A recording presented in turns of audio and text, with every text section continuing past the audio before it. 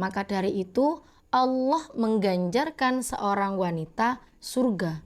Bukan karena cuma-cuma, tapi karena perjuangan seorang wanita. Assalamualaikum warahmatullahi wabarakatuh. Sahabat-sahabat Naimoya Zara, kembali lagi di channel Naimoya Zara. Bagi teman-teman yang baru singgah, datang, dan mungkin baru mampir, jangan lupa untuk subscribe, like, komen, dan share ke teman-teman kalian. Jangan lupa untuk hidupkan lonceng di bawah ini.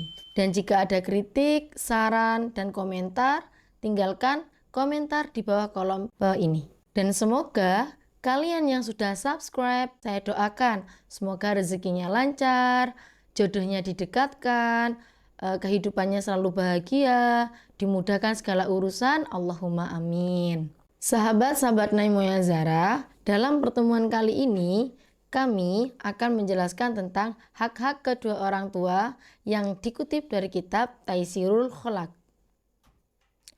Bismillahirrahmanirrahim. Al-walidani humas sababu fi wujudil insani laula ana'uhuma mastaroha walaula syaqa'uhuma ma tana'ama. Nah, teman-teman sekalian, kedua orang tua, keduanya adalah sebab di dalam terwujudnya seseorang insan. Jikalau tidak karena susah payah keduanya, maka kita tidak akan pernah merasakan kenikmatan. Kita tidak akan tidak nyaman untuk beristirahat, kita merasa kesulitan, karena sesungguhnya yang memudahkan segala urusan, yang memudahkan tindak lampahnya kita dalam kehidupan tak lepas dari doa kedua orang tua. Yang mana amma ummuhu fahamalathu kurhan wa wada'athu kurhan.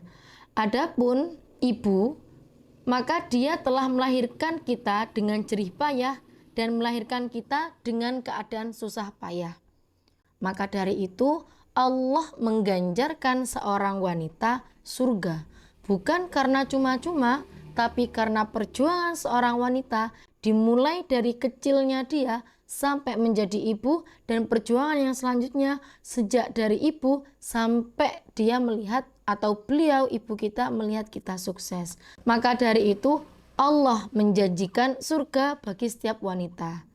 Tetapi tidak mudah juga seorang wanita memasuki surganya meskipun telah dijanjikan surga berada di bawah telapak kaki ibu, tetapi seorang wanita atau seorang ibu bisa masuk surga karena ridho seorang laki-laki atau suaminya. Maka kunci surganya seorang wanita itu berada pada suaminya.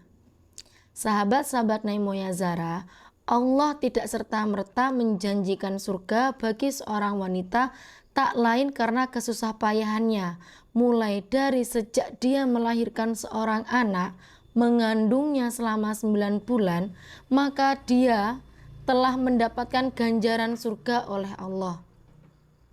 Karena melahirkan taruhannya adalah nyawa. Kepayahan, kesusahannya adalah taruhannya nyawa. Maka ini kita akan kupas sebagaimana hak-haknya orang tua terhadap kita. Sahabat-sahabat Naimoya Zara, selanjutnya wa amma abuhu faqad badala wus'ahu fima ya'udu ilaihi bin naf'i min tarbiyati jismihi wa ruhihi. Adapun jeripaya seorang ayah, maka dia telah mengerahkan usahanya di dalam apapun yang akan kembali kepada anaknya agar memperoleh kemanfaatan baik berupa pendidikan jasmani maupun pendidikan rohani. Ketika kita sudah memahami seorang peran ibu dan telah tahu bagaimana janjinya Allah pada seorang ibu, maka baiklah kita mengetahui bagaimana peran ayah. Ayah yang akan selalu mendorong kemauan kita, cita-cita kita, bahkan yang akan selalu menjadi support system dalam hidup kita, dan yang akan selalu membiayai kita secara jasmani, finansial, rohani. Sahabat-sahabat Naimoya Zara, hak seorang anak sebenarnya ada 3. Yang pertama, dia berhak mendapatkan pendidikan finansial, yaitu seorang tua, orang tuanya yang harus membiayai dia agar dia menjadi sukses. Dan hak yang kedua yaitu pendidikan moral, yang mana dia harus dimasukkan ke sebuah sekolahan, dididik oleh seorang guru, diberikan pengetahuan untuk menghadapi masa depan. Dan yang ketiga yang sering kita lupakan adalah pendidikan rohani, yaitu hati kita yang mana kita akan dididik oleh para ustadz, bunyai, dan guru-guru yang berada dalam pondok. Ketika anak telah mendapatkan 3 haknya tersebut, fa insya Allah kalian akan mendapatkan anak yang menjadi panutan orang-orang terdekat, yang menjadi pemimpin, dan yang membanggakan bangsa. Jerih payah seorang ayah terlihat dari sebagaimana dia mencari nafkah untuk keluarganya. Dia yang menjadi pendorong cita-cita kita yang akan membiayai hidup kita. Maka seyogyanya kita berterima kasih atas peran kedua orang tua kita, yang mana telah dijelaskan oleh Nabi Muhammad ketika seorang sahabat bertanya, "Wahai Nabi, siapakah yang harus aku hormati di bumi ini?" Maka Nabi Muhammad menjawab, "Ummi," yaitu ibu. Dan yang kedua, ketika sahabat bertanya lagi, "Wahai Nabi Muhammad SAW, siapa lagikah yang harus aku hormati?" "Ummi." Dan jawaban yang kedua masih ibumu. Dan yang ketiga, seorang sahabat itu bertanya, "Siapa lagi Nabi yang harus aku hormati?" "Ibumu." Tetap jawaban ibumu. Dan yang keempat, barulah bapakmu. Maka dari itu peran seorang wanita menjadi cikal bakal bagaimana anak bangsa dan anak yang akan lahir dari rahimnya. Selanjutnya, sahabat-sahabat Naimoya Zara, fayajibu alaihi ayat kuro nikmatahuma liyashkuruhuma alaiha. Dan kewajiban seorang anak terhadap orang tuanya akan dijelaskan secara terperinci. Yang pertama, mengingat atas kenikmatan yang diberikan oleh kedua orang tua agar dia bersyukur atas kenikmatan itu. Maka dari itu, sahabat-sahabat Naimoya Zara, seharusnya kita harus berterima kasih dan merasakan bersyukur atas apa yang telah diberikan orang tua kita terhadap kita. Karena itu kewajiban kita terhadap orang tua kita. Kita harus bersyukur, menerima apa adanya. Seandainya orang tua mampunya segini, ya alhamdulillah. Jika orang tua mampunya lebih juga alhamdulillah. Tapi pada dasarnya orang tua selalu memberikan yang lebih untuk anaknya. Selanjutnya yang kedua, menuruti perintah kedua orang tuanya kecuali tatkala perintah itu dalam melakukan maksiat. Kita selalu harus menurut pada orang tua kecuali jika orang tua kita, naudzubillah min dzalik, menyuruh kita untuk melakukan sesuatu yang melanggar syariat, maka kita boleh untuk mengingkari atau menolak perintah tersebut. Selanjutnya, sahabat-sahabat Naimoya Zara, yang ketiga dari hukukul walidain atau hak-haknya orang tua, yaitu duduk bersama kedua orang tuanya dengan khusyuk, juga dengan memejamkan pandangannya dari kesalahan kedua orang tua. Jadi ketika kita berada di sekitar orang tua, maka kita duduk dengan keadaan khidmah dan khusyuk.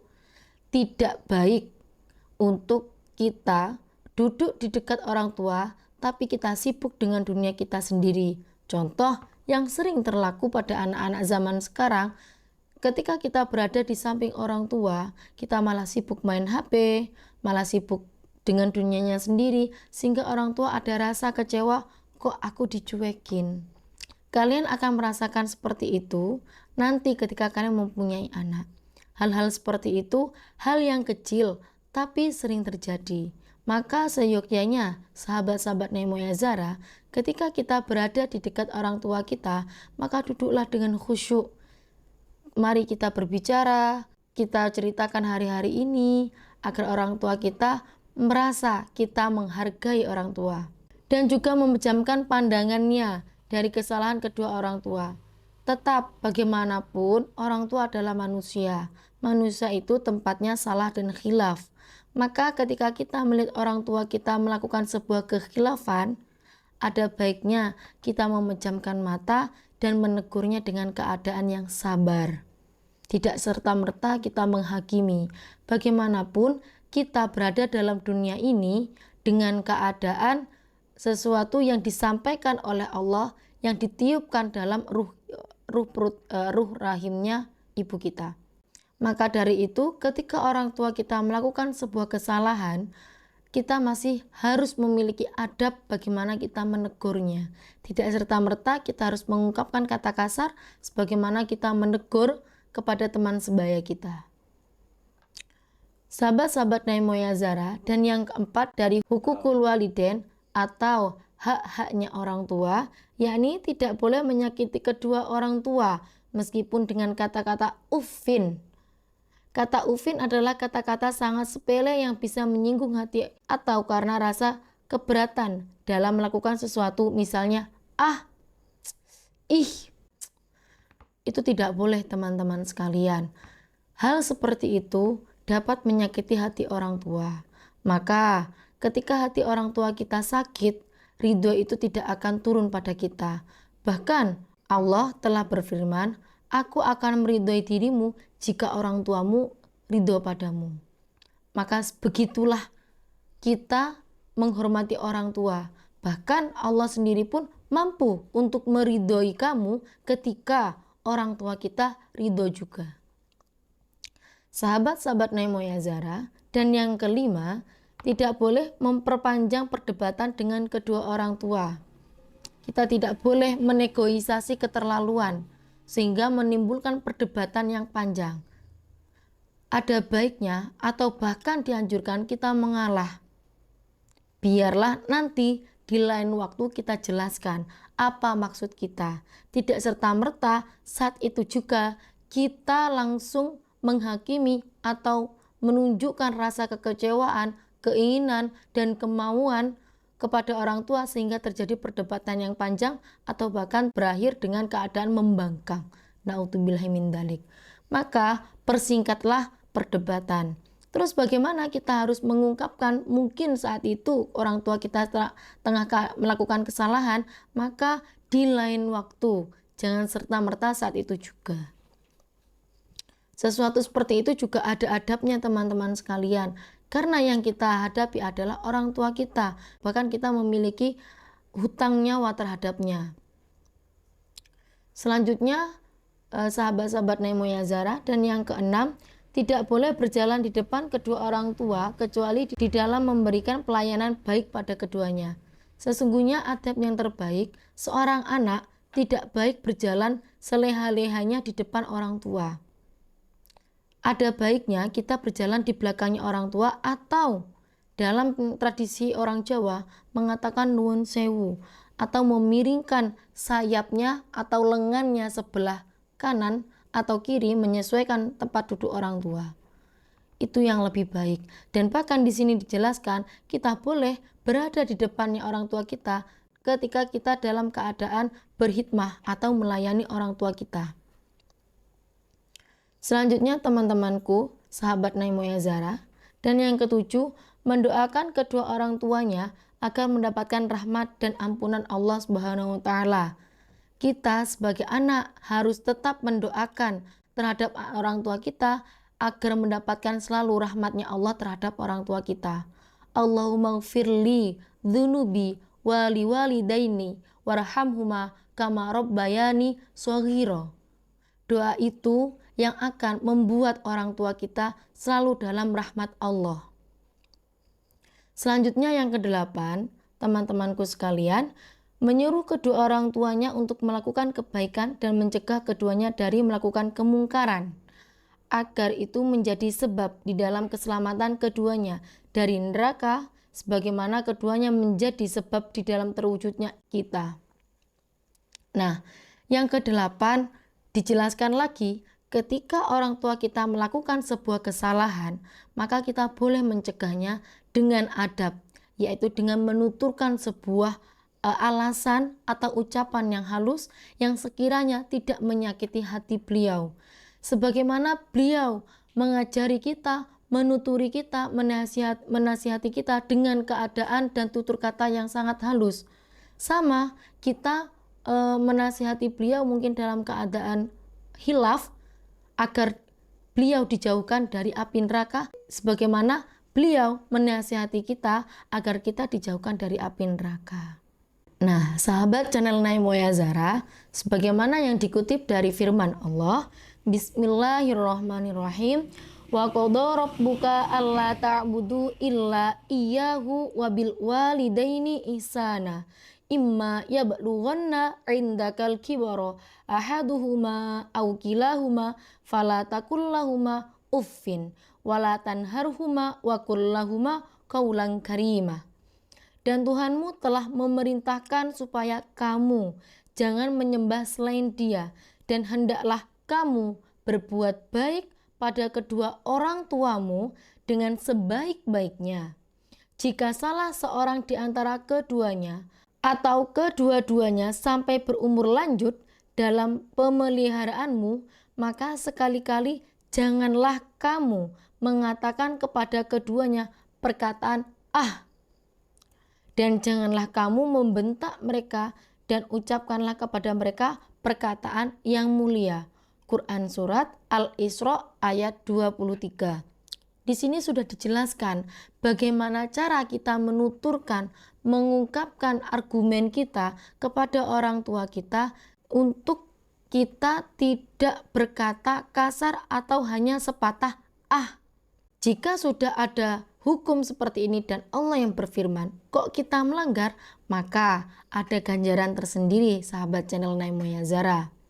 Maka sayangilah orang tua kalian sebelum kalian merasakan ditinggal dan bagaimana rasanya tidak memiliki orang tua. Selanjutnya juga sahabat channel Naimoya Zara telah difirmankan juga di surat Al-Isra, Bismillahirrahmanirrahim, waghfid lahuma janahadzulli minar rahmati wa qur birhamhuma kama rabbayani shaghira. Dan rendahkanlah dirimu terhadap mereka berdua dengan penuh kasih sayang dan ucapkanlah, wahai Tuhanku, kasihilah mereka keduanya sebagaimana mereka berdua telah mendidikku saat aku waktu kecil. Quran Surat Al-Isra ayat 24. Di sana juga dijelaskan sebagaimana kita selalu mendoakan orang tua kita. Allahumma gfirli dzunubi wali walidayya warhamhuma kama rabbayani shaghira. Dan pada poin ini, hendaklah seorang insan lebih mengkhususkan pada ibu dengan menambah kebaikannya sesuai sabda Nabi Muhammad SAW. Birrul walidati alal walidi di'fani. Berbuat baik kepada ibu yang dilakukan oleh anak adalah 2 kali lipat pahalanya. Nah, ini sudah dijanjikan oleh Allah dan diteruskan firman-Nya oleh Nabi Muhammad SAW bahwa kita jika mampu dan mau berbuat baik pada orang tua kita, khususnya kepada ibu kita, maka kita akan mendapatkan ganjaran 2 kali lipat. Alhamdulillah teman-teman channel Naimoya Zara. Semoga kita selalu dalam lingkup rahmat Allah dan selalu dapat mendoakan, membahagiakan, dan membanggakan kedua orang tua kita sebagaimana beliau telah mendidik kita, merawat, menasihati, dan membiayai kita. Sahabat channel Naimoya Zara, cukup sekian dari kami tentang hakul walidaini, hak-hak orang tua. Jangan lupa jika mungkin dari sahabat channel Naimoya ingin menambahkan kritikan, pesan, dan mungkin request, silahkan tinggalkan pesan di kolom komentar di bawah ini. Dan jangan lupa selalu nantikan notifikasi video terbaru dari channel Naimoya Zara. Wallahu muwaffiq ila aqwamit thoriq. Assalamualaikum warahmatullahi wabarakatuh.